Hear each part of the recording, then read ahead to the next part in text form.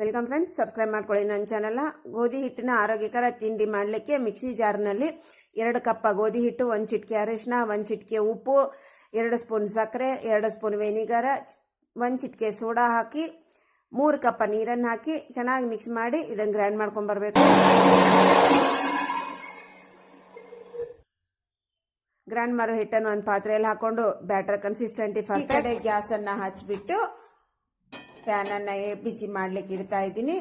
PAN ಬಿಸಿ ಆದ ನಂತರ ನೋಡಿ ನಾವೊಂದು 2 ಸೌಟಿನಷ್ಟು ಹಿಟ್ಟನ್ನು ಹಾಕಬೇಕು. ಇದನ್ನೇನು ಅಗಲ ಮಾಡೋದು ಬೇಕಾಗಿಲ್ಲ ಬಂದಗಳೇ, ಅದು ಎಷ್ಟು ತನ್ನಿಂದ ತಾನೇ ಅಗಲ ಆಗುತ್ತೆ ಅಷ್ಟೇ ಸಾಕು. ಸ್ವಲ್ಪ ಕಲರ್ ಚೇಂಜ್ ಆಗಿ ಚಿಕ್ಕ ಚಿಕ್ಕ ಬಬಲ್ಸ್ ಬಂದ ಮೇಲೆ ಹೊಳ್ಳಿಸಿ ಹಾಕಿ 2 ಕಡೆಗೆ ತುಪ್ಪವನ್ನು ಹಾಕಿ ನೀಟಾಗಿ ಹೊಂಬಣ್ಣ ಬರುವಾಗೆ ಫ್ರೈ ಮಾಡ್ಕೊಂಡ್ಬಿಟ್ರೆ ನಮ್ಮ ಆರೋಗ್ಯಕರವಾದಂಥ ಗೋಧಿ ಹಿಟ್ಟಿನ ಬ್ರೇಕ್ಫಾಸ್ಟ್ ರೆಡಿ. ಯಾವುದಾದ್ರೂ ಗ್ರೇವಿ ಜೊತೆಗೆ ಸರ್ವ್ ಮಾಡಿ. Thanks for watching. ಬಾಯ್.